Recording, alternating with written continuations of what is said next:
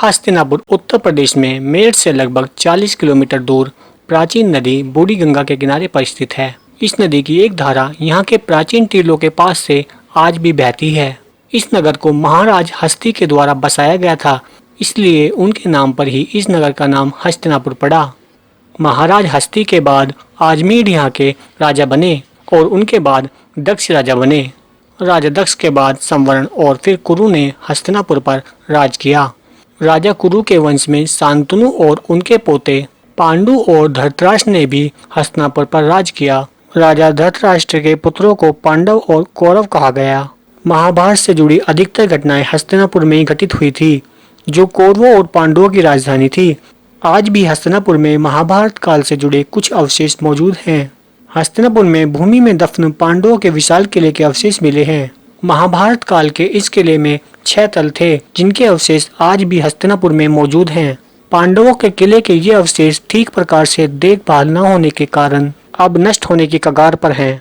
इस विशालकाय किले के अंदर महल, मंदिर और अन्य इमारतें थी, जिनके अवशेषों को आज भी किले के खंडरों में देखा जा सकता है।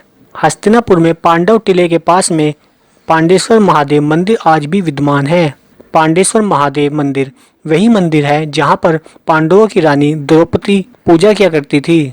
इस मंदिर में स्थित शिवलिंग और 5 पांडवों की मूर्तियां महाभारत कालीन बताई जाती हैं। इसका अंदाजा उनकी आकृति से लगाया जा सकता है। इस मंदिर में स्थित शिवलिंग प्राकृतिक है। यह शिवलिंग जलाभिषेक के कारण अब आधा रह गया है। इस मंदिर के परिसर में एक प्राचीन विशाल वट वृक्ष भी मौजूद है। इस वृक्ष के नीचे श्रद्धालु दीपक जलाकर पूजा अर्चना करते हैं।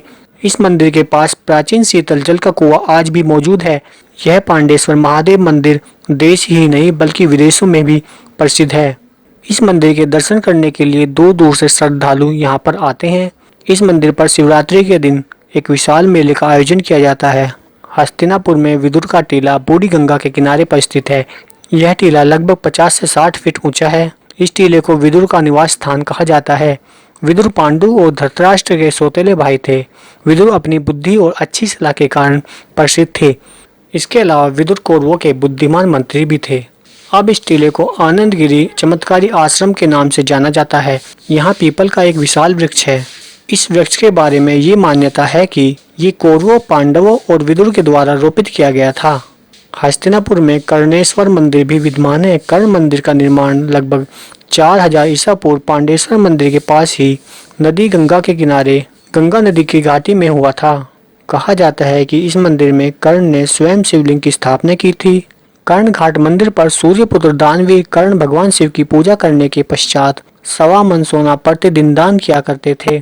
माना जाता है कि महाभारत काल में गंगा जी इसी स्थान से होकर गुजरती थी, लेकिन वर्तमान समय में गंगा जी का प्रवाह इस स्थान से काफी दूर है और अब यहाँ पर गंगा की एक विलुप्त धारा बहती है। इस विलुप्त धारा को बूढ़ी गंगा के नाम से जाना जाता है। कर्ण घाट से थोड़ी ही दूर द्रौपदी घाट को बूढ़ी गंगा पुल के विपरीत दिशा में देखा जा सकता है।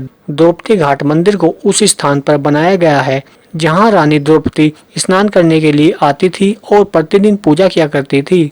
इस मंदिर के पास भगवान श्री कृष्ण का मंदिर भी विराजमान है।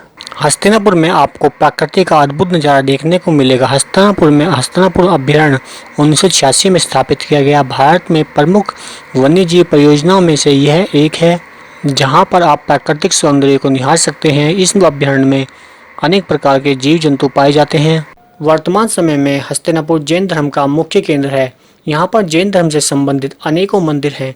यहाँ पर श्री दिगंबर जैन बड़ा मंदिर हस्तिनापुर में सबसे बड़ा जैन मंदिर है। यहाँ जैन धर्म के कई तीर्थंकरों का जन्म हुआ था। यही कारण है कि यहाँ पर काफी संख्या में जैन मंदिर मौजूद हैं। इन्हीं जैन मंदिरों में से एक श्री दिगंबर जैन प्राचीन बड़ा मंदिर हस्तिनापुर में स्थित सबसे प्राचीन मंदिर है। माना जाता है कि इस मंदिर का निर्माण 1801 में किया गया था। इस मुख्य मंदिर में प्रमुख देव 16वें जैन तीर्थंकर श्री शांतिनाथ पद्मासन अवस्था में विराजमान है। यहाँ पर दोनों ओर 17वें और 18वें तीर्थंकर श्री कुंठुनाथ और श्री आरानाथ की मूर्ति भी स्थापित है। यहाँ पर इसी परिसर में दर्जनों की संख्या में अन्य मंदिर और ऐतिहासिक इमारतें स्थापित की गई हैं। इस जैन मंदिर के अलावा हस्तिनापुर में जम्बूद्वीप जैन तीर्थ, कैलाश पर्वत रचना, श्री श्वेतांबर जैन मंदिर, अष्टपाद मंदिर, ध्यान मंदिर, सुमेरु पर्वत, लोटस टेम्पल आदि भी स्थित हैं। जम्बू द्वीप में सुमेरु पर्वत की ऊंचाई 101 फीट है। यहाँ पर चैत्यालिया नदी, पहाड़ियाँ और समुद्र का झावा भी है। हस्तिनापुर में कैलाश पर्वत 121 फीट ऊंची इमारत है। इस मंदिर में मुख्य देव ऋषभनाथ की मूर्ति स्थापित की गई है, जो जैन धर्म के प्रथम तीर्थंकर थे। इसके अलावा इस मंदिर के परिसर में और भी बहुत सारे मंदिरों का निर्माण किया गया है। इस मंदिर परिसर में लोटस टेम्पल का निर्माण किया गया है, जो कारीगरी का एक उत्कृष्ट नमूना है। जम्बूद्वीप जैन समुदाय के सबसे प्रतिष्ठित तीर्थ स्थानों में से एक है। यह मंदिर अपने समृद्ध इतिहास, स्वच्छता और कायाकल्प अनुभव के लिए व्यापक रूप से जाना जाता है। इस तीर्थ का आधिकारिक नाम दिगंबर जैन त्रिलोक शोध संस्थान है और इसका प्रमुख आकर्षण केंद्र जम्बूद्वीप के प्रतिरूप में निर्मित भवन है।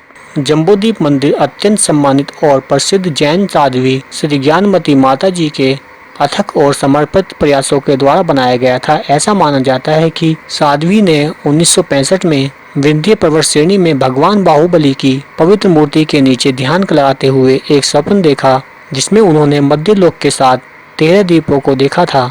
उसके बाद साध्वी ने मंदिर बनाने के लिए सही स्थान की तलाश में पूरे देश में पदयात्रा शुरू कर दी और अंत में वे हस्तिनापुर आ पहुंची और इस पवित्र स्थान पर अपनी स्वप्न योजना को शुरू करने का फैसला किया। इस मंदिर की आधारशिला 1974 में रखी गई, जो पूरी तरीके से 1985 में बनकर तैयार हुआ था।